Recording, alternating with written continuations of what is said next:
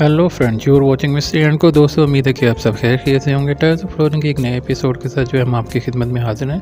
दोस्तों, आप जानते हैं कि आजकल जो हम टर्राज़ो फ्लोरिंग में जो है वो मार्बल टुकड़ी का इस्तेमाल जो है कर रहे हैं। इस हवाले से 2 वीडियो जो है अपलोड जो है कर चुके हैं। आज के तीसरे एपिसोड में हम डिज़ाइन नंबर 3 पर जो है आपको बताएंगे कि हमने किस तरह जो है काम किया है। आज का जो डिज़ाइन है, हम छत पे मौजूद जो टेरेस है उसके साथ एक जो है तंग जगह पे जो है वो हमने मार्बल टुकड़ी का इस्तेमाल किया है। हमारे पास लंबी लंबी और कुछ छोटे टुकड़े मौजूद थे, उसको हमने जो है वो अपनी इस क्लोज जगह पे इस्तेमाल किया। आप इस डिज़ाइन को अपने फ्लोर में भी इस्तेमाल कर सकते हैं। तो आइए हम आपको दिखाते हैं कि हमने मार्बल टुकड़ी का इस्तेमाल इस जगह पे कैसे किया है।